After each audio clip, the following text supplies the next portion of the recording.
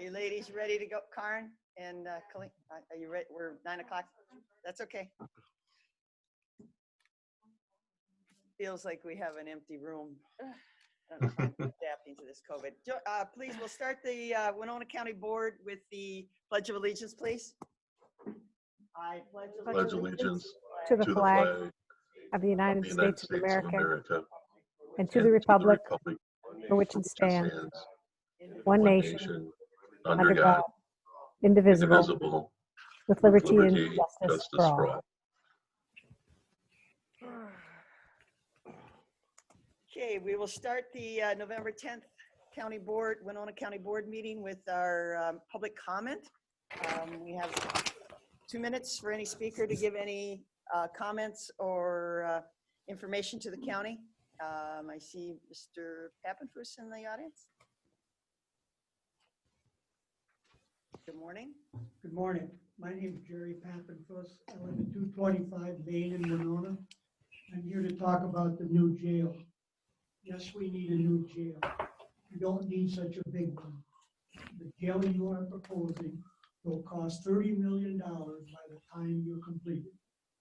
That does not include 20 years of interest. It will cost $2 or $3 million to remodel the old jail. Most taxpayers don't know that you plan to keep the old jail as well. And what will it cost the city to remodel their facilities? A bigger jail means more heat, more late maintenance, and don't tell me that you won't want more staff. Does the plan include a juvenile detention facility? That's certainly a must. You talk about the so-called small amount of will raise homeowners' taxes, but what about agriculture and manufacturing and small businesses? They're the backbone of our community. There will be a tax burden for them. You're moving ahead without broad community support. The jail study committee recommended an active information campaign. There is none. What really bugs me, we have 3 liberal commissioners and 2 conservative commissioners. Liberal always talk about keeping people out of jail. No jail time for small offenses, no cash bail, and more. But it's you liberals that are pushing for the big jail. I'm disappointed that the sheriff and the chief jailer want a bigger jail too. We'll make the same mistake Houston and Wabasha County has made. We'll build too big. Can't we learn from their mistakes? It's okay if once in a while we have to transport a few prisoners to Wabasha. Jerry, I need you to wrap up, please. So let's invest more in mental health programs and other ways. We don't need such a big jail. Thank you. Is there anyone out in the audience in the internet world wanting to address the Winona County Board? Is there anyone wishing to address the Winona County Board? Okay, I see none. I'm not sure who's running the screen. We can take the stopwatch off, and I don't see the, well, I guess I see a couple. Do we have a list? A lot of times there's a list along the right side of the screen if there's people that want to be recognized. I don't see that, so if we could just change the screen. Thank you. Moving on, item 4, approval of the county board meeting minutes. 4.1 was the closed session, October 27th. I'll move to approve 4.1 and 4.2. And 2. Okay. Second. All right, we have a motion to approve 4.1, the closed session from October 27th, and 4.2, the county board from October 27th. Any discussion? All those in favor say aye. Aye. Opposed, nay. Approved. Maria, I think you might be on mute. Item 5, consent comments and approval of the agenda. Mr. Fritz, do you have anything? I don't have anything to add or change. Okay, Commissioner Meyer? Nothing for me. Okay, Commissioner Kavesi? I have some updates. Okay. Commissioner Olson? Nothing for me, thank you. Okay, Commissioner Jacob? Nothing for me. Okay, I would like to poll 6.10 for a separate vote, and then just one announcement at the end, please. So with that change, I would entertain a motion. I'll move to approve the amended agenda. Second. We have a motion by Commissioner Jacob, second by Commissioner Olson to approve the amended agenda. Any discussion? All those in favor say aye. Aye. I, Nay. Okay, approved. Okay, Mr. Fritz, if you would read the items into the consent business for the record, please. I'll be happy to read them into the record. If at any time you can't understand me or hear me, please let me know.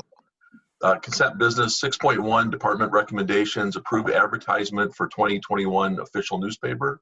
6.2, approve up to $40,000 of CARES Act funds to emergency management for pandemic expenses accrued. 6.3, approve purchase of Instalert 24 message display sign with CARES Act funds. 6.4, approve joining case investigation and contact tracing regional model. 6.5, approve Winona Health Partnership to administer COVID-19 vaccine when available. 6.6, approve Minnesota Department of Health Community Health Board grant project agreement for state health improvement partnership. 6.7, approve installation of touchless faucets with use of CARES funds. 6.8, approve replacement of fabric chairs with use of CARES Act funds. 6.9, approve Section 125 plan. 6.10 has been pulled for action later. 6.11, approve 2021 subsurface sewage treatment system agreement. 6.12, approve renewal of Toward Zero Death Enforcement Grant Agreement and Resolution for 2021. 6.13, confirm payment of disbursements. That concludes the consent agenda. I'll move to approve the consent agenda as read. Motion by- second, Commissioner Kavesi. Okay, we have a motion by Commissioner Jacob, seconded by Commissioner Kavesi to approve the consent agenda as read. Any discussion? All those in favor say aye. Aye. I, Opposed, nay.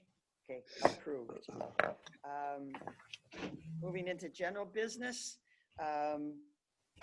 we'll do 6.10, approve the 2021 Department Head Association Agreement. And I just pulled that from my stand that there's no pay for performance factors built into this contract. Motion to approve. Meyer will second. Okay, we have a motion by Commissioner Olson, seconded by Commissioner Meyer to approve the Department Head Association Agreement. Any further discussion? All those in favor say aye. Aye. I, Opposed? Aye. So carries 4-1. Thank you. All right, moving into the other general business, 7.1. Receive presentation and approve 2020 Justice and Mental Health Collaboration Program Grant Agreement and Resolution. Page 169. And do we have a presentation? I see Colleen here. Yeah, I was gonna say, Your Honor, I'm in my, lawyer suit here. Yeah, I've been called lots of things. Okay. I get that all the time too. Princess, Queen. Madam Chair, Yes. I'm here along with Colleen Engel, who is our CJCC Executive Director, and also in my role as CJCC Chair. I'm pleased to present to the board our request that the board approve what would be our second Justice and Mental Health Collaboration Program grant. I've put together the agenda in the packet there. You have a little bit of the background on this.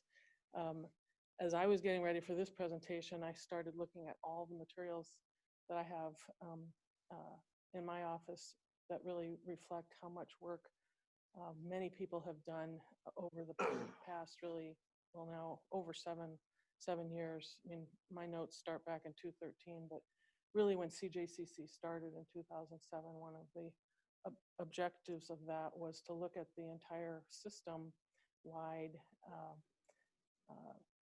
making strategic planning for the system. And when I say system, I say the criminal justice system, but that encompasses so much more than what we ordinarily think of criminal justice. It includes our schools, it includes our mental health facilities, it includes our medical facilities, really the whole community. And also one of our important partners is our Health and Human Services Department. So this grant really is in many ways a culmination of that work. And it's a grant for $725,000 over the next 3 years to continue our Winona Reentry Assistance Program, but with a much more focus on mental health, because we're adding as a partner to that really more formal collaboration, the Hiawatha Valley Mental Health Center. They were part of the grant application. And the other part of this is to bring a social worker into the jail, so that people have that ready navigation, let's say, out of the jail, out of the criminal justice system. So there's many working parts to this grant, a lot of good work in it. And I guess if you want to, Colleen wrote the grant. So she, as she has most, if not all, I think I wrote one little grant a long time ago, but Colleen Engel is really the force behind these grants. So I don't know, Colleen, if you want to just say a few words about this program. Sure, please do. First of all, I just want to thank the board for supporting the CJCC since 2007. I've been on board since 2008, and I know there have been times where it's been questionable when our budget has been tight, but there has been unwavering support for CJCC, so I thank you for that. I think it's really important to have a backer like the county to support these efforts. As Karen said, the current grant is a culmination of a lot of years of work. We received, as you recall, a previous Justice and Mental Health Collaboration grant back in 2016, which we were able to extend for an additional year. So we've had that in place for 4 years. That has resulted in some really good initiatives and results, including the current jail intake worker, which I think by all accounts has been a really good addition to our justice system. This grant, in my mind, takes it to another level. This grant takes all the information that we received through both our technical assistance advisor visit, the evaluation reports that were done on this grant, and just our monthly meetings where we discuss the process and procedures, and really invites to the table the people that are in the best position to resolve the issues. We have a much stronger relationship with the mental health community with this grant, which is going to include some cross-training between the criminal justice partners and the mental health partners, so that we each understand each other's roles better. We're dealing with the same clientele, so it makes sense that we do some training together. And as Karen mentioned, the jail social worker is something that has been on the minds of folks, I think, for a while. This allows us to get that started with funding from the federal government. And we are looking at sustainability already with that position and the other position that's funded by the grant, which is a community hub connector. So that's a partnership really with Winona Health, who started the Community Hub. Community Hub, if you're not aware, is a program that looks at the social determinants of health. So it looks kind of at the whole being of the person, and then assigns folks that have identified issues with the community connector, really a caseworker, to help them go through the different pathways and resolve those issues. So for example, if someone has a mental health issue, they would be hooked up with a community connector who would try to connect them to the services in the community to help alleviate those problems. And as they identify additional issues, then they would work through those pathways. The beauty of the Community Hub, which has been successful in Iowa and other areas, is that it is a reimbursable expense through insurance companies. And so that is a sustainability plan that we're looking at, is to have these positions, both the social worker and the community connector, eventually be tied into the healthcare system and reimbursed through those funds. So we're already looking at sustainability at the outset. Beyond that, this program affords some funding as a for what I call recovery support services. Those are things that help a client in the community where they have gaps. So for example, especially in this time of COVID, we've got many people that have issues with paying their rent. There's money built into this grant that would help people pay for things such as rent, identification cards, which can be a big barrier if somebody wants to get employment, mental health evaluations if they're not otherwise covered by insurance, chemical dependency assessments if they're not otherwise covered by insurance, and related expenses. So really what we're trying to do is bring together a community to support these folks that are exiting the jail so that they don't have to come back. And I would be pleased to answer questions if anybody has any about this grant. Questions? How many years is the grant for? The grant is intended to be over a 3-year time period. As in the past, if we end up having additional funding or we haven't met our objectives, there is an option to extend the grant beyond that term. It's gonna add one social worker to jail Yes. staff? One social worker. What happens to that position after 3 years? Well, as I mentioned, we're looking already at sustainability of that position. So over the last several years, the state has, I would say, stepped up its effort to provide support in that area. And so, for example, recently they have provided funding for chemical health case managers, where in the past they hadn't done that before. And so that's a Medicaid billable service. So eventually, my goal, I think our goal, is that those positions through the provision of billable services would be self-sustaining. Where does the entirety of the grant come from? Where is it all through the DOJ, or where is it? When you say integrity, what do you mean? Entirety. Where's the Oh, the funding? Yeah. Mhm. Yeah, so the 724,000 real dollars is coming from the Department of Justice, Bureau of Justice Assistance. There is in-kind match requirement. And then I will say that at the very tail end, there is some cash match requirement, but by then, my hope is that the sustainability piece can be figured out so that can be handled through the health insurance reimbursement. In-kind means county staff?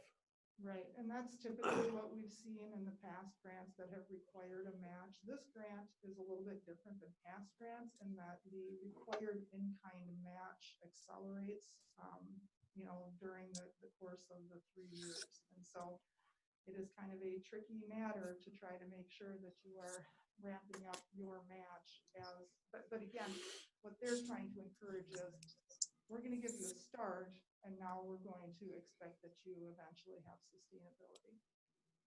So that's why we didn't get the full 750, because it's difficult to meet that match.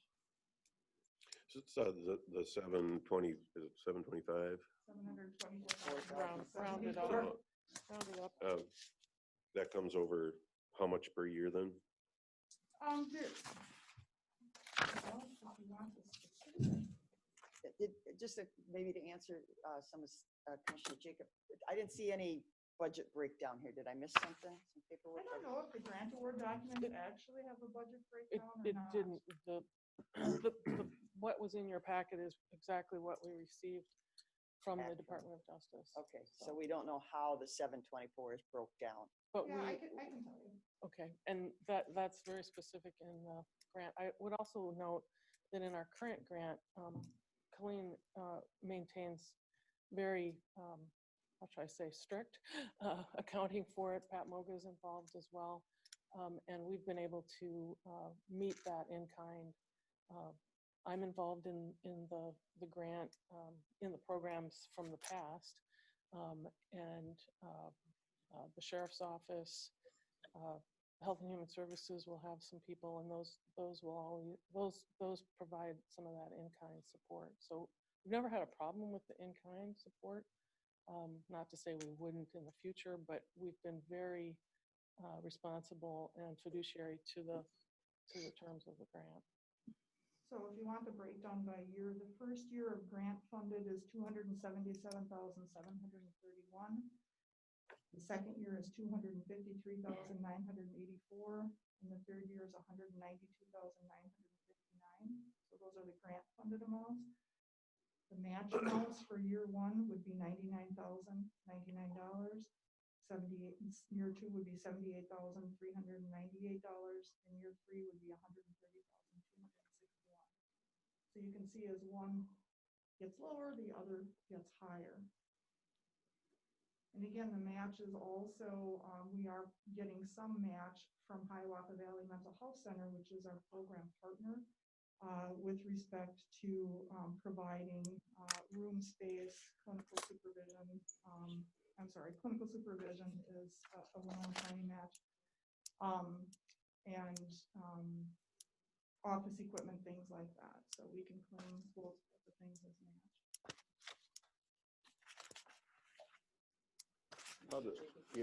So how does this interrelate with our intentions to move forward with a brick and mortar facility? Does this increase the need for a brick and mortar, or decrease the need for brick and mortar, or have it?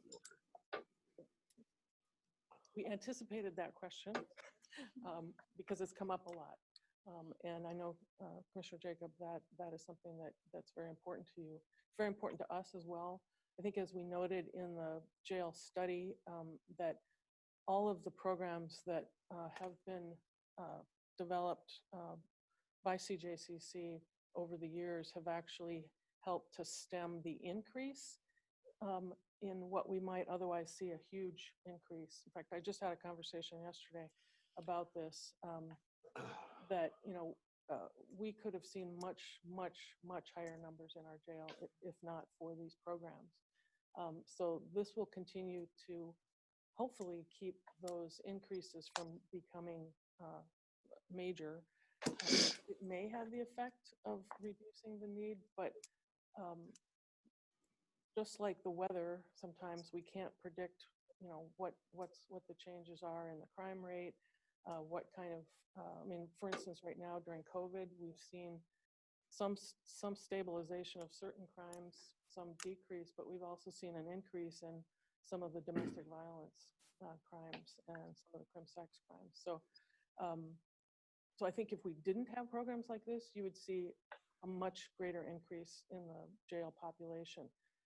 We've presented to this board many times, many years in the past. In fact, I brought my notebook that we had when we had put together the mental health challenges in the Winona County criminal justice system. Over 80% at that time, and I don't think it's changed, of people in jail have mental health and or alcohol or controlled substance chemical dependency problems.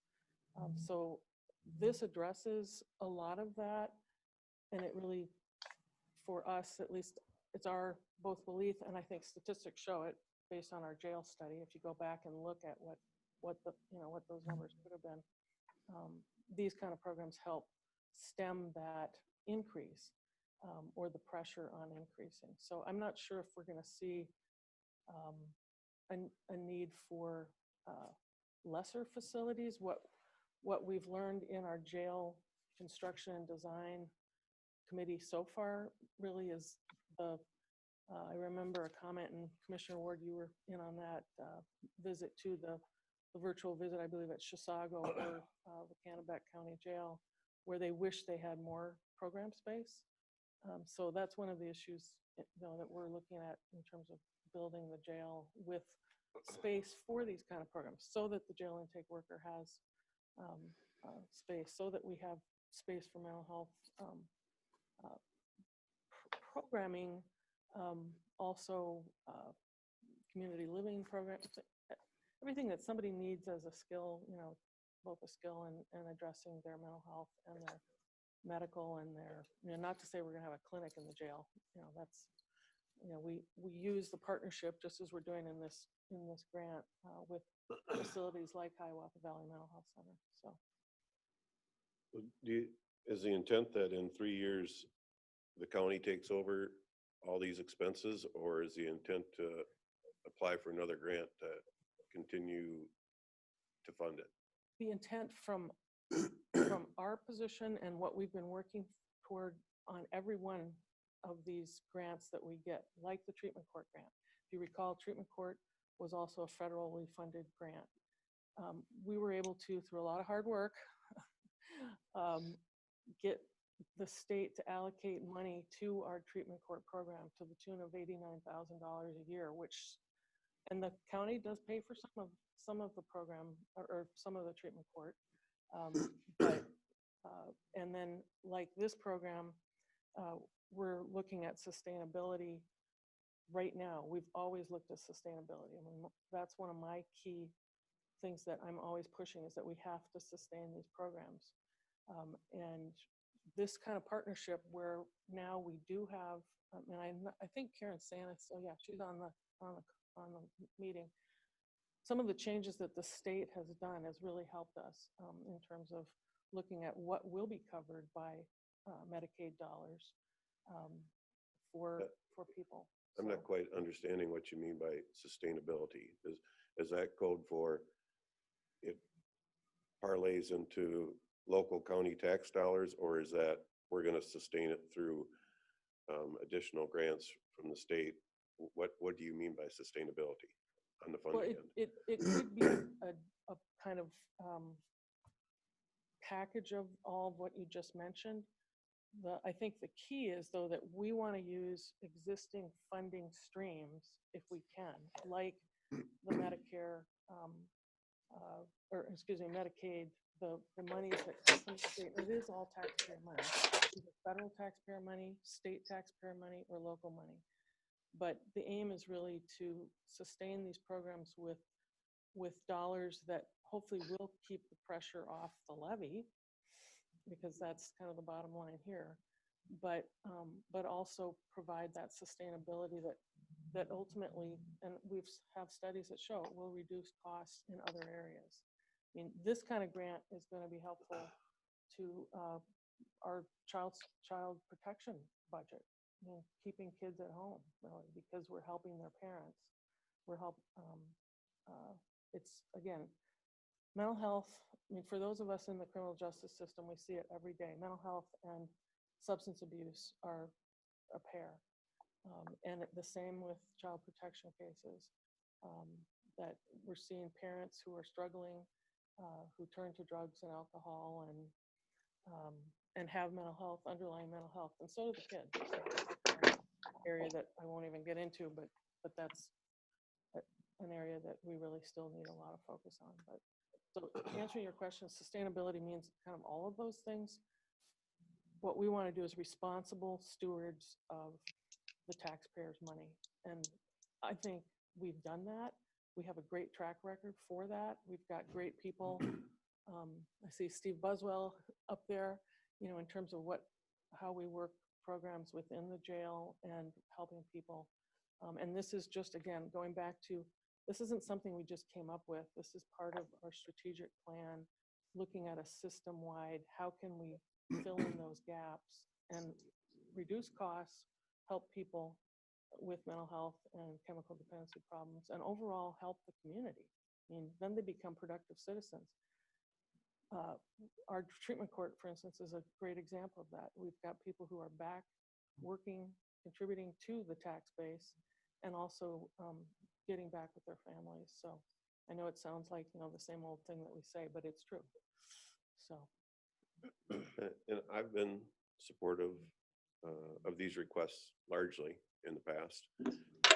And I think the tough pill for my constituency to swallow is we support these and maybe feel a little duped that if it's doing what it's supposed to do, we shouldn't need to build a $30 million facility. It should be one reduces the need for the other, but instead they're getting what feels like a double financial penalty. They're going to invest in all these programs, which I've been supportive of, and I think I will continue to be supportive of here today.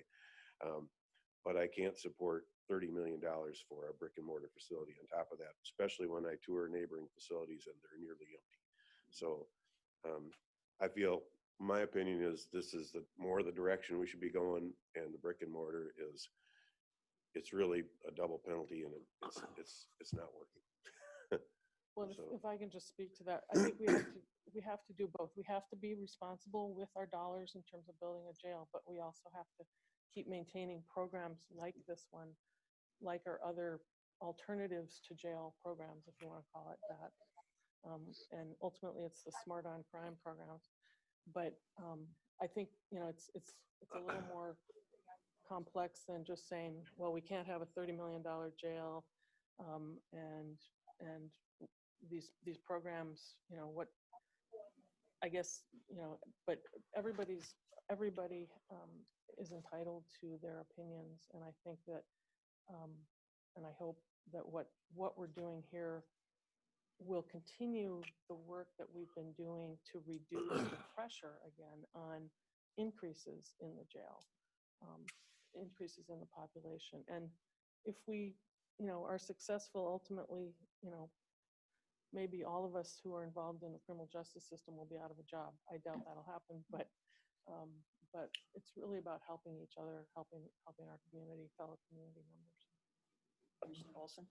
So Kayleen, you had mentioned in your presentation that this will be a social worker within the jail that'll help on the re-entry. So it doesn't necessarily help in the initial bringing a person to jail, but it'll help them not come back, perhaps. I will say that we're looking at the first issue you raised as well. It's not, we're not just kind of single-minded about how we're approaching things. And the cross-training, I think, will help better deal with people who have mental health issues. It's intended to be cross-training for really whoever wants to have it. So if you're talking, cops on the street, that would be an intended audience for some of these things. But we are continuing to pursue other opportunities. Right now, I'm working on a sequential intercept map application, which Steve and Ron, if you're on board, I'm going to ask you for a letter of support. But that really is to identify what resources we have and what gaps we have. We've done that before. Part of this grant really done, because those things change over time. So Will this position, will the person filling this position be available for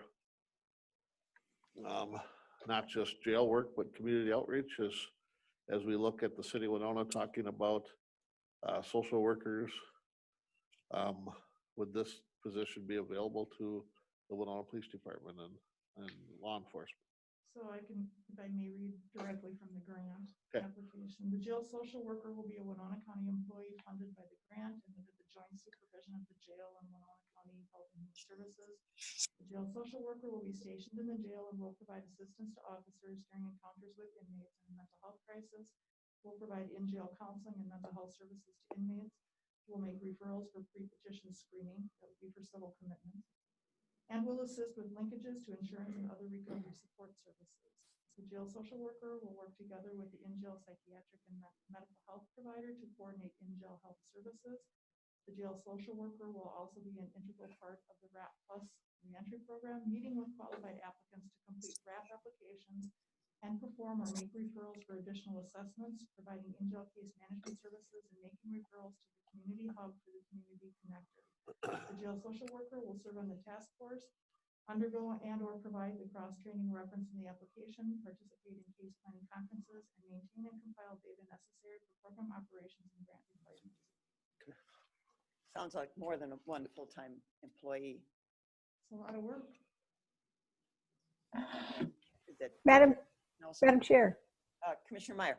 thank you. And following up on the question that Commissioner Olson had, it's my understanding that there's a fairly good percentage of folks who are in the jail because of probation violations, in which case it seems like it does dovetail with the effort of keeping them from coming back to the jail. I would agree. Yeah, there's well, and Steve can speak to this, but there is a significant population who are probation violators in jail. So, and part of the But isn't jail for, don't we have the attitude that jail's for those that we're afraid of, that we need to lock up and protect ourselves? So a probation violation, they go back to jail? depends on what the probation violation is. If it's an administrative kind of, there are different forms of violations, and the Department of Corrections now can do administrative sanctions for what would be sort of, you forgot to sign your probation agreement kind of thing. But And has that changed a little bit with the COVID situation? COVID has put a different spin on things, yes. I mean, and we have tried to remove or to allow people who might otherwise be in jail out of jail earlier because of COVID, or not even arrested in the first place. But that's not to say that we're not adhering to and making sure that the public is safe. We're not letting out just anybody. So. Commissioner Meyer, did you have something else? Nope, that's it. Thanks. All right.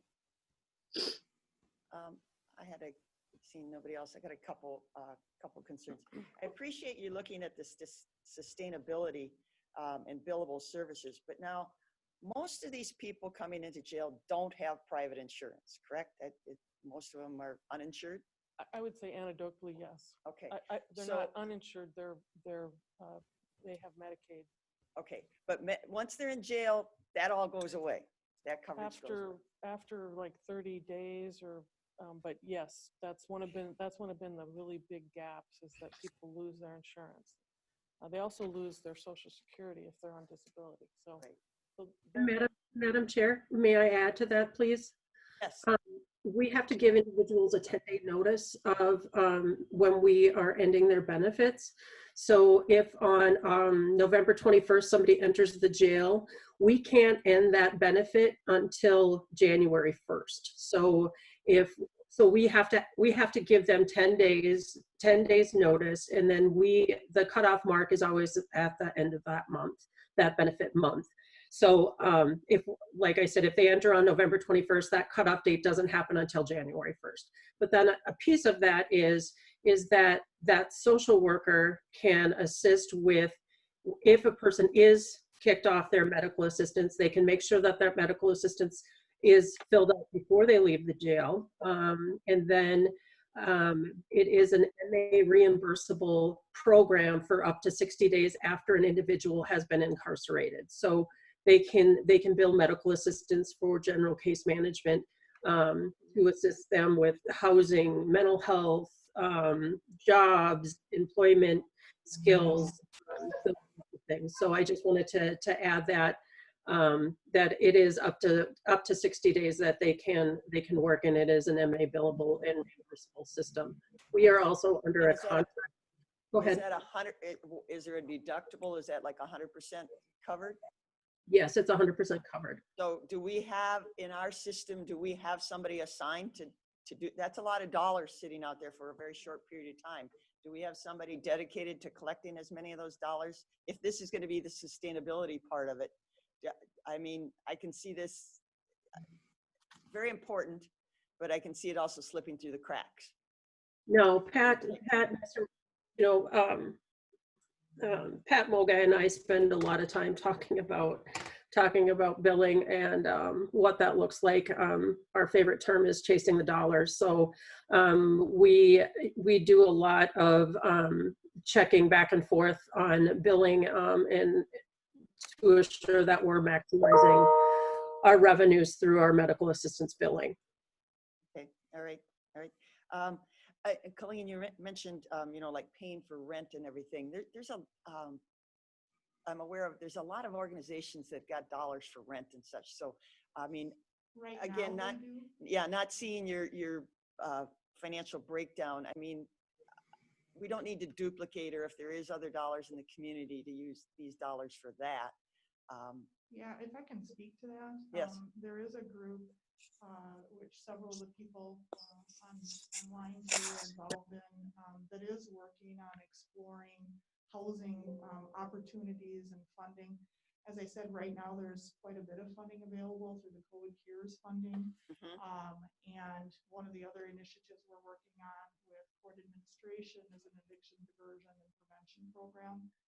So that information has been transmitted to landlords for hopefully forwarding on to their tenants who are behind in rent. Hey, take advantage of this pot of money or these pots of money while you can.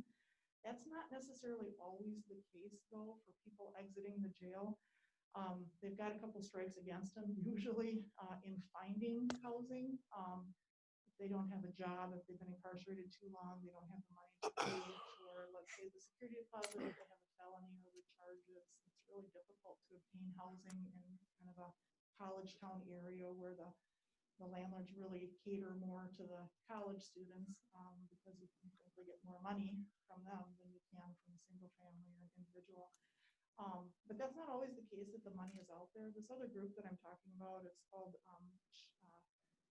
now I'm going to forget, it's SHOC. So it's Shelter and Housing Opportunity Coordinating Council. It's just gaining some momentum now.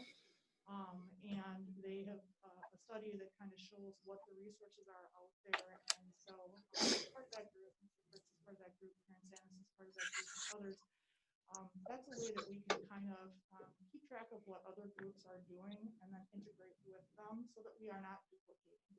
Housing is a significant challenge in Winona, a significant challenge, not just for people who are criminally justice involved, but just people in general. So I do think it's important to have the piece of funding that we do to pay for some of those expenses. It's not intended to be a long-term thing, and in fact, when the RAP task force looked at the funding guidelines, they did set an upper limit on that. So it's not like it's a blank checkbook for people. Much like this program is intended to have sustainability later, they're intended, you know, the idea is that they must become sustainable too. They must be able to find a stream of income, whether that is disability resources or a job, but to support themselves. And you know, part of the case management process is you don't want to have somebody get into a housing situation that they can't afford in the future. So yeah, there's a lot of pieces to the puzzle, but I do think it's necessary to have that money there as a fallback. And I will say that my past experience has been the case managers who work with these people really do try to reach out and access other funding first. In fact, that is also a requirement, is you have to look for other funding first. And if that falls through, then come back to RAP. And as Karen said, I probably administer those with an iron fist. I really try to adhere strongly to those guidelines. And it's federal money, so it's really important. And I'm the second reviewer on that as the department head. And I'd just like to note to your question, Commissioner Ward, what we found in the RAP data is that housing is, I think, the number one issue. And the money that goes out of RAP to people does not go directly to the person. For rent, it goes to the landlord. So we're actually supporting businesses here in town. We're keeping a consistent I think, stream of income there and covering those expenses. And one of the other parts of housing being a number one problem is that that is also one of the number one reasons why people end up back in jail, because they don't have a stable place to live. So this is filling that gap too. Just a comment. I do greatly appreciate that we did get this grant, but I'm amazed that there are only 29 grants out of every, in the state of Minnesota, almost every county has a jail. I mean, across the country, how many jails and criminal justice systems do we have? And seriously, if this, my first instinct, if this is such a great approach, and I think it is, I think it's beneficial that there's only 29 grants in the greater United States of America. If this is something the Department of Justice and the criminal people think is going to work, why so few dollars are spent on it? Actually, there's a number of different grant opportunities. But there are grants. How much of your time did we spend on applying for these grants. I mean, appreciable. A lot of time, energy, and effort goes into applying for these grants. There should just be some base funding is my point, I guess. And instead of trying to make us all dance and sing to their tune, yes, there needs to be accountability because it's taxpayer dollars and everything, but I think that can be built in. But I'm just frustrated that we spend a lot of time applying for grants and everybody, quote, needs these things, but yet 29 grants were issued across the greater United States and one in Minnesota. I So agree with just you. my Yeah. frustration with the system. Everything is grant-based and it really, it's frustrating, but we do the work because it's important to do that. And I think it's a benefit to the community ultimately. I mean, as far as many of you know, I'm an old economist, and you know, if we did some studies on this 20 years from now to show what the economic benefit of this really, that are those kind of unknown costs that nobody ever really looks at, but you know, the stability in the community, the kids staying in school, parents keeping their jobs, things like that. So If I might add, Madam Chair, and if it makes the board feel any better, I did do an update about grant funding that has been received. So again, you have supported CJCC over the years, past 13 years. During that time, according to my records, through efforts of the CJCC, this amount of grant funding has been received, $3,429,729. So you can do the math and decide whether that was a good investment in your time. And like Karen said, there are intangibles that are very difficult to measure. But if you ask the 38 plus graduates of treatment court what that means to them, I'm sure they could sit in front of you and talk all day about how that has transformed their lives. So again, I really appreciate the support thus far. I hope that you will approve this grant so that we can move forward. And thanks for your time today. Madam Chair. If you could, Commissioner Kavesi, if we could get the financial breakdown of how this money is being allocated, I would greatly appreciate it. Commissioner Kavesi. Yeah, I think we've discussed this quite thoroughly. I appreciate the focus on reentry and the prevention of entry again. The challenges at reentry can be huge, as we've discussed, and housing and employment opportunities lead the way to being stable in the community and also to being a contributing member of the community. So those are two reasons, and they also focus on social determinants of health. So this is approaching several problems by providing stable housing and opportunities for employment for these people as they stabilize their new life. So for those reasons, I am in favor of this grant, and I would propose, I would recommend, I would make a motion that the board approve this application, this award. Commissioner Meyer will second that motion. Okay, we have a motion from Commissioner Kavesi, a second from Commissioner Meyer to, is the right term, accept the grant? it would be to accept the grant and then approve. There's a resolution attached, so we need approval of the resolution. Okay, so Commissioner Kavesi, does that? Yes, that's my intent. Okay, all right. Any further discussion? We'll do, this is a big one, so we'll do a roll call vote, please. Commissioner Meyer? Meyer votes aye. Mr. Kavesi? Kavesi votes aye. Olson? Olson, aye. Jacob? Aye. And Ward, aye. Okay, all right, approved. Thank you. Thank you all very much. And yeah, if you can just send that out, I mean, via email or something.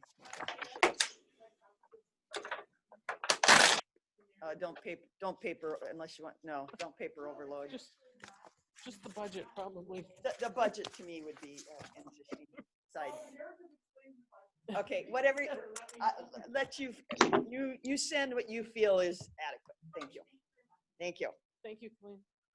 All right, moving on. 7.2, authorize and award the sale of 10 million general obligation county jail bonds series 2020A.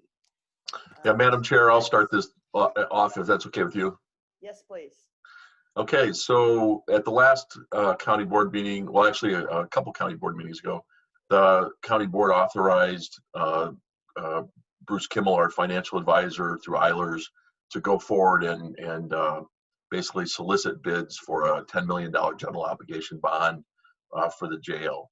And Bruce is, I can see he's here online, and he'll go over the sale.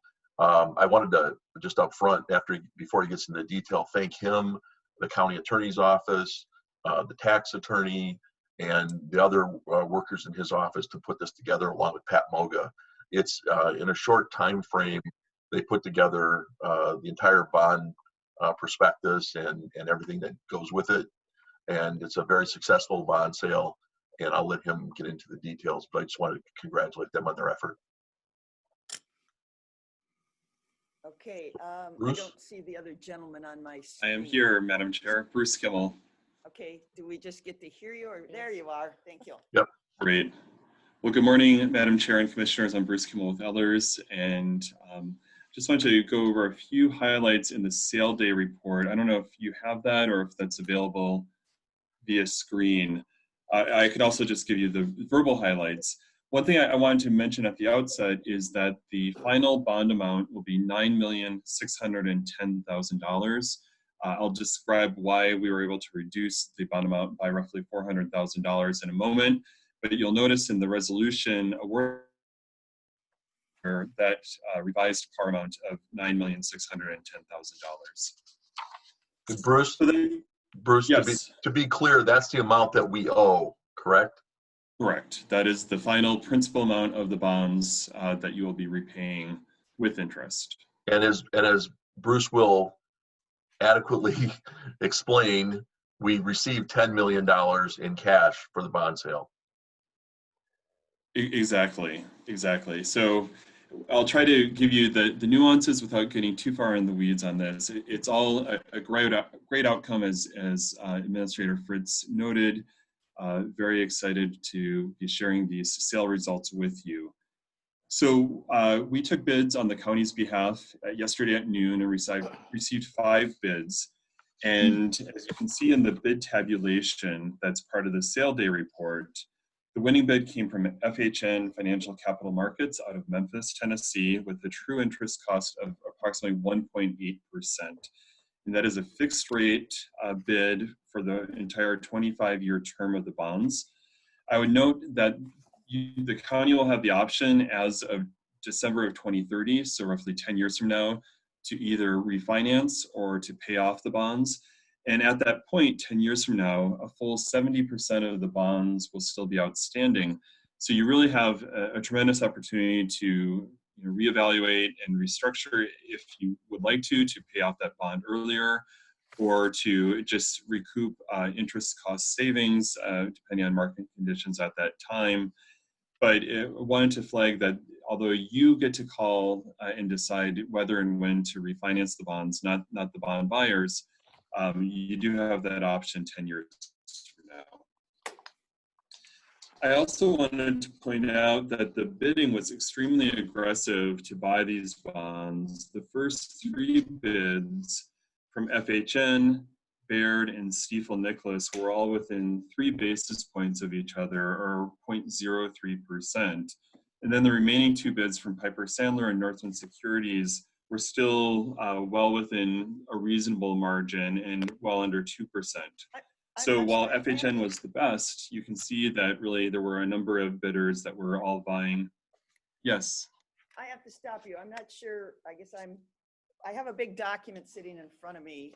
Is that information in here? Is it the information you received this morning?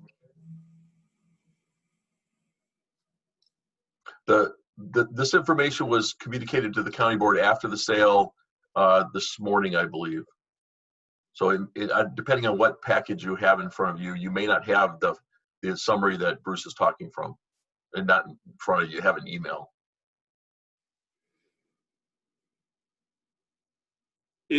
It's titled Winona County Sale Day Report, Chair Madam Chair? Ward. Madam Chair? Yes, Commissioner. Yeah, Knight. to Administrator Fritz's point, I got it at 8:37, which was after I had logged on for the health board meeting, so maybe you didn't see it. Yep, I was in transit. Yeah, that's what I thought, so. Okay, I see something here now. Thank you. Yeah, okay. Wonderful.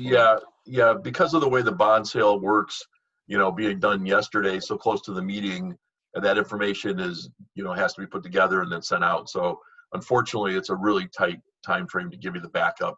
You do have it, and Bruce is basically giving you a summary of it. Is it possible to, for someone to project it on the screen for us? Maybe not, but just Heidi can take a shot at it. that might be helpful.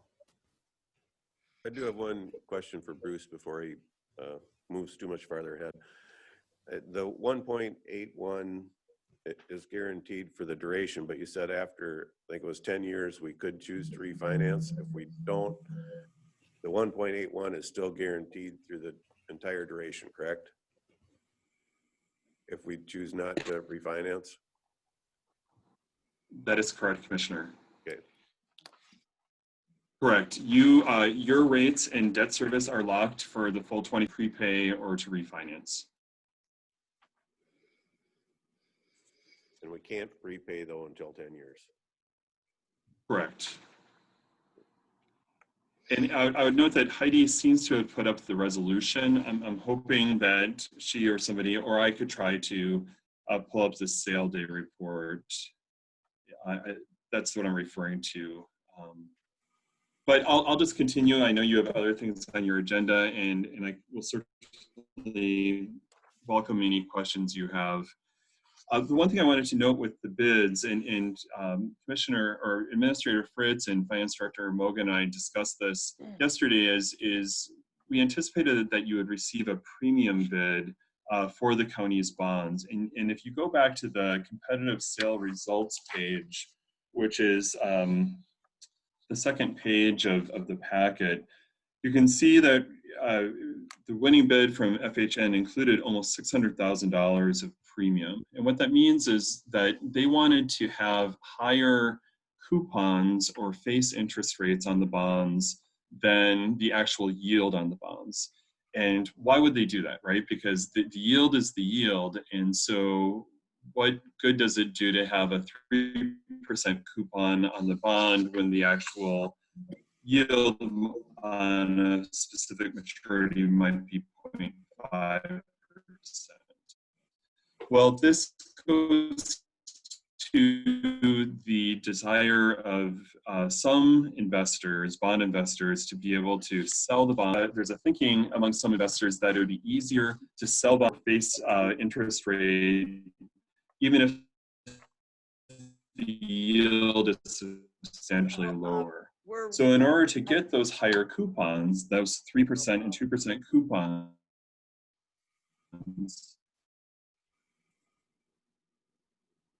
Now we've lost you.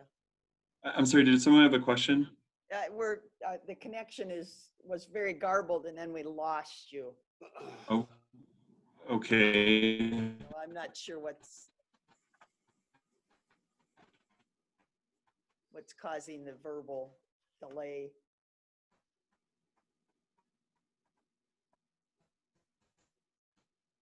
Sometimes it helps if you would turn off your video feed.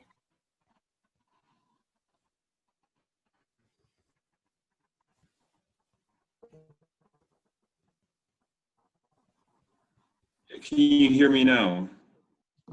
Again, yes, we can. Can you hear me now? Any better? Yes. Okay, very good.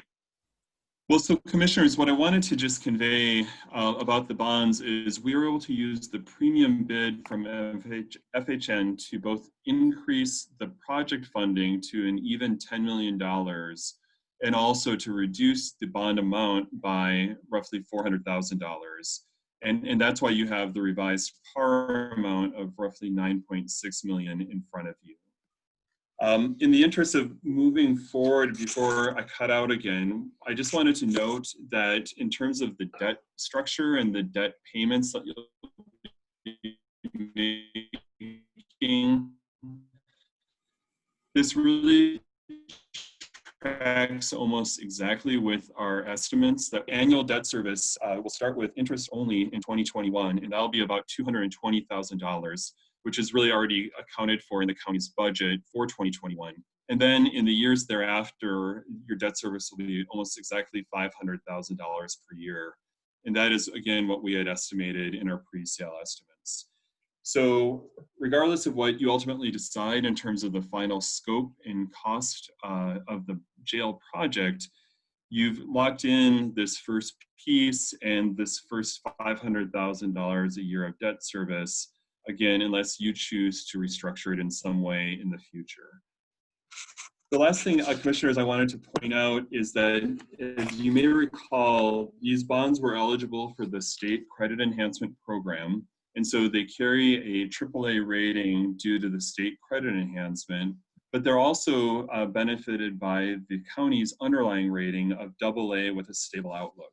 And so Administrator Fritz and Finance Director Moga and I had a conversation with S&P a couple of weeks ago, in which they asked a number of very detailed questions and then really very easily decided to affirm the county's AA rating with a stable outlook. I did attach the credit rating report to the sale day report. I'm happy to answer any questions you have about that, but some of the key factors that really drove S&P's affirmation of the county's rating were your very strong budgetary flexibility, your strong liquidity, so your reserves that are both substantial and accessible, and your low debt load. We did note that it's likely that the county will have another bond issue in 2021, depending again on what is ultimately decided for the jail project. And so they are aware of both this bond issue and a likely second bond issue in 2021. Why don't I stop there and see what questions you have about the sale results, about the debt service, or about the credit rating. And then I would ask you to take up the resolution awarding the bonds to FHN Financial.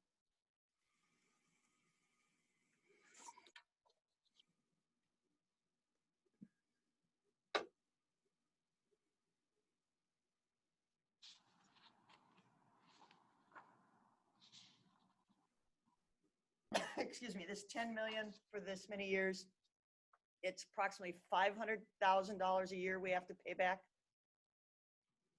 Chair Ward, yes, that is correct. Okay, so we have to figure another $500,000 into our local budget just to pay off this particular bond. Okay. Well, Madam Chair, keep in mind, we already have about $275,000 allocated from the previous bond issue, which has been retired. Okay, all right. Well, that gives me great solace. Thank you. Well, that's worth something. Yeah, I do have a couple questions. You just alluded the next bonding, and we got a rate of what, 1.8? That 1.8 is in historical perspective. Is that how does that rank as far as the last few years or even months? We're still at or around historic lows, and we have been in this range for several years now. We keep on waiting for the needle to move decisively, and rates will go up, and then they'll come right back down again for a variety of reasons. But if you look out over the last 10 years or longer, we are definitely in a very low interest rate environment. It wasn't so many years ago that we would have been thrilled to have a 4% interest rate on a 25-year bond. And so here we are, less than half of that. You would think at some point, Madam Chair, that interest rates would increase, but again, there's so many investors chasing tax-exempt, highly stable and secure bonds like this that helps to keep interest rates down. Back to the market and look for another additional, maybe even a larger amount. Are you anticipating a good response? Of course, look into your glass crystal ball. That's a year or more away. I am, Madam Chair. Again, there's an imbalance of supply and demand at work here. There's too much demand chasing too little supply in terms of bonds available in the marketplace. And so even if we see a significant sustained economic recovery, with hopefully the end of the pandemic, and even if we see other things that should drive interest rates up, you're going to still see that market demand chasing too little supply that helps keep interest rates down, because investors will accept a lower interest rate if they really want to have a bond like this. And with this AAA rating underlaid by the county's AA rating, this is highly investment grade paper that banks as well as individual investors are seeking. So you're right, my crystal ball is as murky as anyone else's, but I would say I'm not expecting any significant change in the market anytime soon. And if we do start to see a sustained series of rate increases, it'd be, I'll definitely intend to be in touch with your team there at the county to say where are things at with the project, and should we look at options for getting to the market sooner. But at this point, I think we're in good shape to wait until likely next fall for the second financing. And then just a technical question here. I'm looking at the bid, the parity bid forms.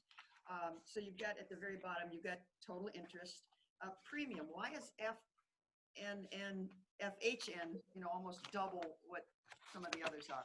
What is that premium for? So that premium again is if you go back to the bid tabulation, I don't know if you have that sale date report in front of you or just the resolution, but the premium is really due to the differential between the coupon rates that FHN wanted on the bonds. You can see that the first 10 years or so are at 3%, and the actual yields, which range from 0.26% up to about 1% in that same first 9 or 10 years. So your actual yields that the county is paying are significantly less than that 3%. In order to get that 3% coupon, FHN has to pay you roughly $600,000 in additional cash for the privilege of buying your bonds. And so that's where we put some of that to the project fund, so you have an even 10 million towards the jail project, but then we use the remainder to buy down the bond issue by $400,000. Okay, all right.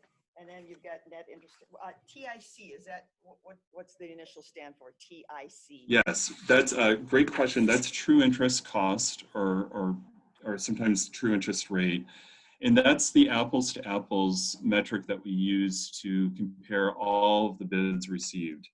You see, we want to give underwriters opportunities to bid within parameters, but to really bid the couponing and the other factors that are going to work best for them while allowing them to offer you the lowest possible interest rate. And so the TIC is what we use to compare all of those bids, no matter how they're structured, again, so that we're really discerning who has the overall best interest cost for the county. Okay, all right, thank you. Thank you. Anybody else have any other questions?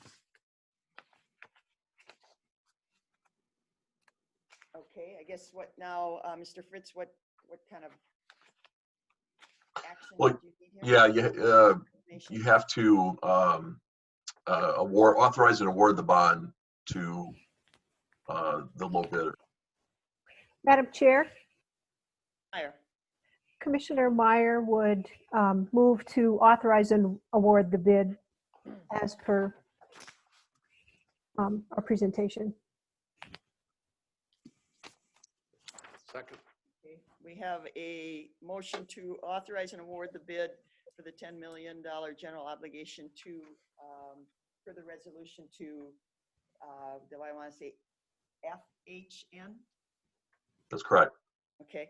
Right, and Madam Chair, if I can just jump in, it's really to, again, approve the resolution as stated in front of you.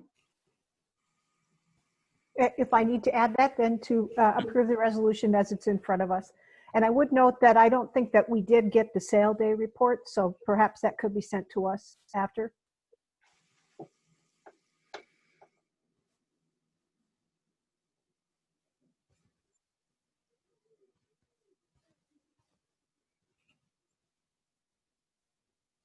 Everybody gets that, whatever sale data reports. Okay, any other discussion before we vote? I just have I see so nobody else. I have a question for the board, not for Mr. Kimmel or anybody else, but reading through the documents and looking at what, our document is lengthy. It goes into what school boards have as far as debts to our community. It has some township debts. It has some small city debts. We all work on debts and loans and bonds and everything. But philosophically, I have to ask my question is, how much should a household or a business or a property allocate to public debt? We all have our own household budgets and everything. We can figure out how much of a mortgage or if you're a small business, how much of a loan you want to take out, and we can calculate that. But philosophically, how much should everybody have to contribute to public debt? I don't have the answer.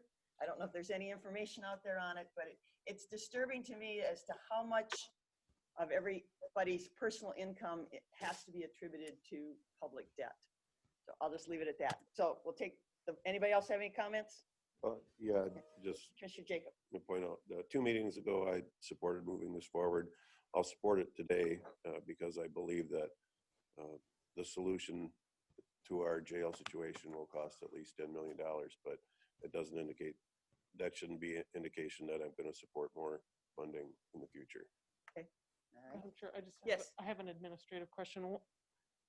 Mr. Kimmel, there was a post-sale information sheet that one of your associates sent us, which I have in front of me, and we've made a few corrections to that. But what does award time on that mean, and what should be included in that? What does that mean? County Attorney Sonneman, it's really as soon as the board approves the resolution, which would probably be about 10:15. That's what we're looking for in terms of that time. That's what I thought, but I just want to make sure before we fill it out. So thank Thank you. you. Yep, thank you. The interest starts clicking. Yeah. Yes. And it greatly pains me that I will not support this until we have a conversation about a budget for this project.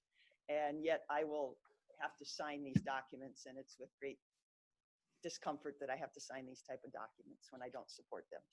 Okay, we'll do a roll call vote. Commissioner Meyer. Meyer votes aye. Commissioner Kavesi. Kavesi votes aye. Commissioner Olson. Olson, aye. Jacob. Jacob, aye. And Ward, nay. Okay, 4-1. Thank you, Mr. Kimmel. Is there anything else? No, thank you, Madam Chair and Commissioners. I appreciate the opportunity to have worked with you on this, and we will stay in touch. Thank you.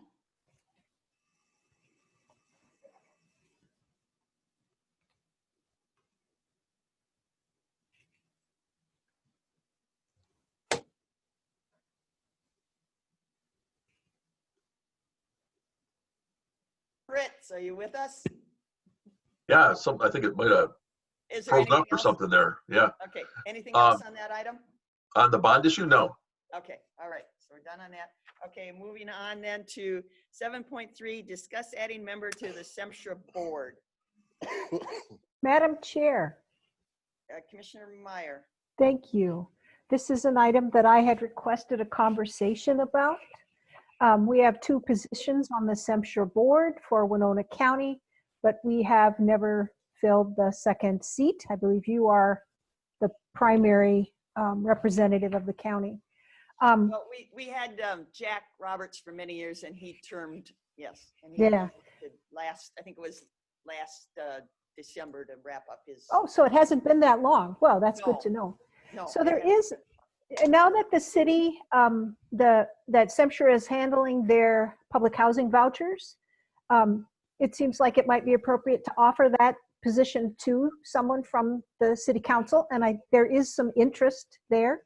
So what I would propose is that maybe we would ask Administrator Fritz to contact the city. And I understand from their side that it's the mayor that makes the appointment. So we might want to wait till after the first of the year when the new mayor takes his position. But that we see if they come forward with an appointment from the city side, and then we would potentially approve that appointment on our side, as long as SEMSHRA, is agreeable, which I can't. Administrator Fritz, you have talked to Buffy, right? Yeah, I reached out to them and they're, it's okay that if the county board wants to appoint a city commissioner to the SEMCO board, that would be fine with them. Follow in our process, those appointments would be made in January with all our other citizen committee Yeah, that's a great question. appointments. Well, yeah, I mean, if the timing is right, I mean, this is kind of different because it was brought up, but yeah, we could throw it in there with the rest of them.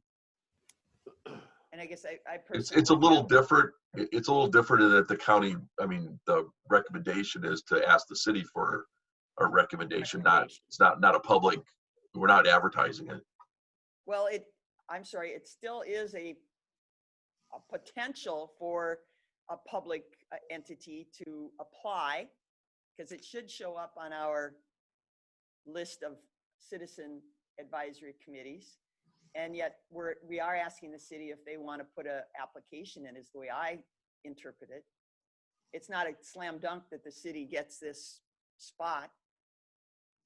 I'd have to leave that's, I think you need to discuss now, because I don't think that's exactly the direction we were going. Madam Chair, do other counties have non-county commissioners, but just citizens on that board? Yes, I know one of the counties does have a city administrator. I think he's from, I want to say the city of Red Wing. Maybe I might be wrong on that. So yeah, there is a variety. Some counties have 2 county commissioners. Some counties have in the past have had just an individual that's been very interested in it. So there is a mix. And then by the SEMCO board rules, there is a citizen that is a user of the, like say, of one of the programs that sits on there. So Yeah. there is a little bit of a variety, but I guess again, like I said, I don't see that it's that we're saying that this seat is particularly for a city of Winona person, that it's still open to the public, and that we're asking them for a recommendation and an application, and if we get nobody else to consider, we would definitely consider it. I mean, Yeah, I go ahead. did attend their last meeting, and I did note that the majority of the attendees were elected officials, in which case it felt more appropriate to me that the city, if we were to ask the city to offer someone, that it be not a staff person, but that it be an elected official.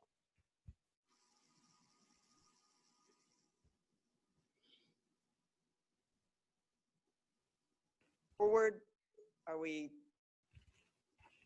under what's the understanding of the consensus of the board, that we ask the city for an application, a nomination? I guess I would like to make a motion to that effect. But yet it doesn't, I guess, going back to my point, does it guarantee them the position if we get other applicants for that same? Well, from an administration standpoint, if you offer it, my understanding of what Commissioner Meyer is asking is it would be reserved for the city of Winona's commissioner recommendation. We wouldn't publicize it then, because we wouldn't want people to submit their name thinking that they might have an opportunity when we're only reserving it for the city. So we need the county board. That it's reserved. I don't agree that we're saying it's reserved for a city of Winona council person. Right. No, I understand that. I think the decision of the county board today has to be to make that decision on the direction. I mean, that is what I would favor. I'd be interested to know what everyone thinks. Yeah, Commissioner Kavesi would second that motion, just so we can move on with our discussion. The motion to ask the city to appoint a person to the SEMCO. And Madam Chair? I guess, yeah, Commissioner Meyer. Yeah, part of the reason, and we've had this conversation a couple times, is that while the city has asked SEMCO to handle its vouchers, it's not providing any financial support for doing that. They They did minimally, yeah. That this is really an opportunity for someone from city council to maybe become more educated about the operations of that organization and to learn kind of what the consequences of that might be, with a hope that it might kind of make the relationship a little more amicable going forward, I think. Madam Chair, Commissioner Kavesi. yeah, in any of the community housing groups, talking about the shelter and homeless coordination group, and also any of the discussion for housing for homeless people and things like that, all of the groups are expanding to have the widest membership they can in order to maximize resources and information. So for that reason, I'm in support of this motion. I think if the city is participating in the board, then they are not only more knowledgeable, but they're more, everyone is working together on the same, towards the same goal, and that's the purpose. Madam Chair. Yeah. may I Yes, just- Attorney Sonneman. I just have, I'm sort of a little concerned that the way the motion is stated, it's saying that the city will appoint Right, and a that's not, seat. And I'm not sure works. that, and I haven't had a chance to look at the bylaws of SEMCRA. And I think, as everybody knows, my husband, Carl Sonneman, is the attorney for SEMCRA. right.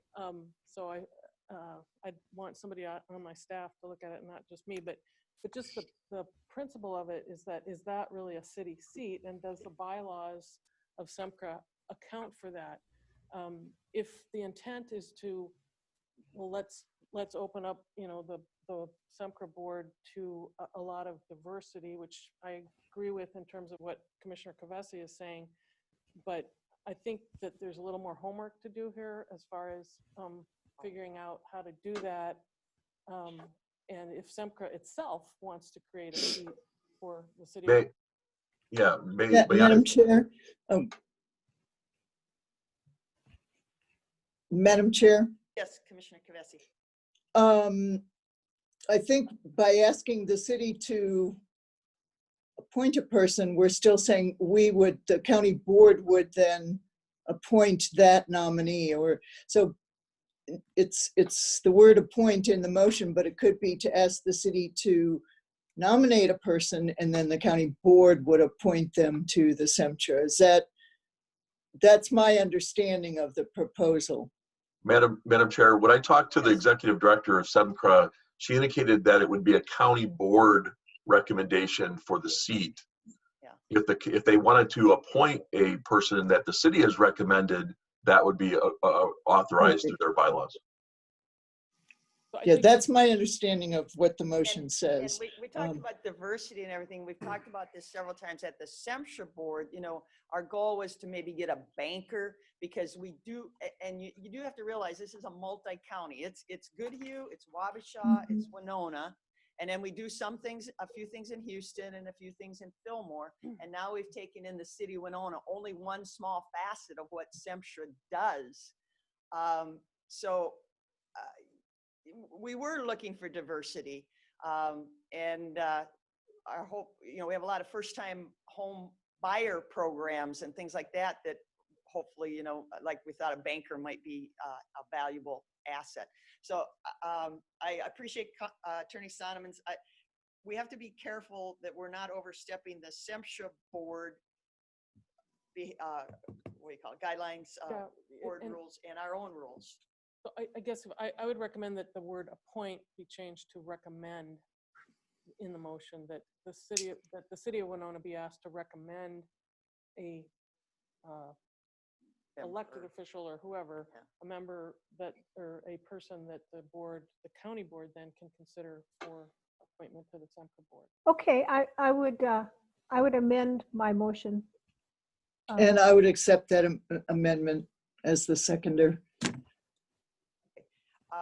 And I don't have a problem with that, and I think, again, we should just double check the SEMCHA board, but I still feel that it should be on and I should pull it up, I still feel it should be on our citizen advisory list of groups that people can join, because we may have somebody out there we So- haven't approached. But part of the issue, if I'm understanding this correctly, is that we've had an open position for some time, right? Yep. Yeah. And it previously hasn't really been open to a city of Winona to occupy that position. Right, or an elected, yeah. Wasn't the So city.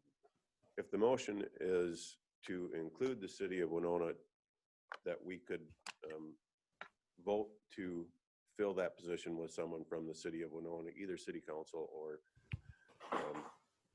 just a citizen, I'd be okay with supporting that. But to dedicate it strictly to the city of Winona perpetually into the future, if that's what I'm understanding, then I'm not in support of the motion. And that's what I was concerned about, that it would Mhm. become the city seat. It's not, yeah. This is just opening it to that the city, it could be anyone in the county, because quite frankly, when we started this conversation, the city kept coming up, and I was trying to determine, is it the city of Lewiston, the city of St. Charles, the city of Winona, but everyone was assuming it was the city of Winona, and I didn't even put that together for quite a while. Madam Chair? Commissioner Meyer. Yeah, it is the city of Winona. Winona has their own HRA, and for that reason, then the levy that we supply to SEMSHRA is not levied on properties inside the city of Winona. Correct. Okay, so do we need any more homework, or Attorney Sonneman, will you follow up that we're following the SEMSHRA? I can follow up and get a copy of the Rules. bylaws. Okay, the bylaws. Yeah, okay, all right, so are we clear? Excuse me, are we clear on the motion then, that it's just asking for a recommendation from the city of Winona? Well, it's For my this- understanding that this position is still open to anyone in the county, but we're including the city of Winona where we didn't. So if the city of Winona comes forward, we can appoint them. Or not appoint? Yeah, Madam Chair, Yes, Commissioner just to Meyer. clarify, we have never listed this on our citizen advisory committees, have we? I thought we had, but I can't say No. definitively. Yeah. Commissioner Kvesi, not to my recollection. But the board makes the appointments, so we have. But this motion still, In the past, we had excuse me, we had reappointed Jack Roberts a number of times, because it's I want to say it's a 6-year term. So I remember definitely the board had reappointed him, and the county board had appointed to the citizen. We've had a hard time filling the position. Yeah, so maybe we just dropped it accidentally from the citizen advisory committees? Is that what you're? I don't think anything was ever intentionally not, because again, like I say, we've had on that board, we've had realtors from other counties, we've had city administrators, we have a citizen. Okay. Most of the time it's been county board members, because it's county property taxes. Right, exactly. Now, I would certainly be okay with putting it back, especially if that's a thing that had previously been part of those citizen advisory committees. Yeah, Yeah. and to include, Any It- applicants. yeah. Yeah, city of Winona That's fine. All right. to exempt, because previously, city of Winona had been exempt. Yeah, they just never, they could have as an individual citizen. So can we, would it be appropriate to say that the motion as stated, but also to say that we are going to make sure that it gets added back to the citizen advisory committees?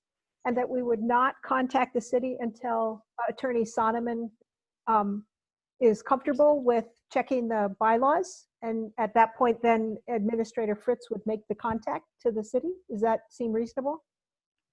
Yeah. It yeah. does. I think Okay. we have consensus here. So any other further questions? Okay, so we vote on the amended motion to say a recommendation, not an appointment. Okay, all those, I will do a roll call vote. Commissioner Meyer, Meyer votes aye. Commissioner Kvesi, Kvesi votes aye. Commissioner Olson, Olson, aye. Commissioner Jacob, Jacob, and Ward, aye. And I'll put a caveat on there. If the city Winona comes, they better bring their checkbook. They know Okay. my feeling. They know my feeling. I'm not hiding it. Okay. Commissioner Kavesi, you had some updates, please. Oh, yeah, at the Great River Rail, meeting on last Thursday, they are continuing their plans for the $10 million in the bonding bill, which did not appear this year. But the work plan also, just wanted to point out, includes, track improvements, which would improve freight moving, which also, on the list is, the siding that's, I guess, south of Mankato Avenue, where trains switch, and this causes a huge traffic backup on Mankato Avenue. So if the siding were improved or expanded at that point, it would hopefully relieve some of that congestion on Mankato, and also improve public safety, because the hospital is on one side of the tracks, as we know, and a lot of, just the tracks, if they're held up, they divide things. So just wanted to point out that in the working plan, the city of Winona, or the area of Winona, has two particular improvements for the Great River Rail plan. One is the siding improvement, and one is the upgrade for the Winona station. We have a high amount of traffic with our student population and our travelers going to St. Paul and also to Chicago. So that's all in the plan for the Great River Rail. The second item is the Stockton Rolling Stone Minnesota City Watershed meeting last night. Is planning to meet monthly starting next January, and they're updating their goals. They have 3 goals that they identified last night. One is to work on erosion and soil health. The second one is stream cleanups. This is a very visible project in terms of removing discarded items, keeping the streams clean, and it would also give us a chance to work with all the partnerships that are available to do this. This is a real community focused project. And the third one is a stream bank stability study to identify to inventory the areas where stream bank stability is at most risk. The last option is just an announcement that the veterans have a program tomorrow at the Veterans Memorial at 11 o'clock, and they are also in the middle now of their 24-hour vigil, where they're just starting it, and which has the changing of the guard every hour. So there's a lot of ceremonial issues going on there, but also honoring our veterans. So that's tomorrow at 11 o'clock for a public program. Thank you. Okay, all right. Commissioner Kavesi covered the veterans. If you know a veteran or see a veteran, do thank them for their service. It's very important. We mentioned earlier our citizen advisory committees. The deadline is rapidly approaching. I think it's November 16th.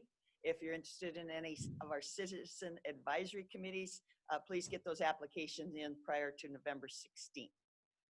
With that, Move to adjourn. Second. we have a motion by Commissioner Jacobs, second by Commissioner Olson to adjourn. All those in favor say aye. Aye. We're adjourned. We'll take 5 before our working session on the budget, please.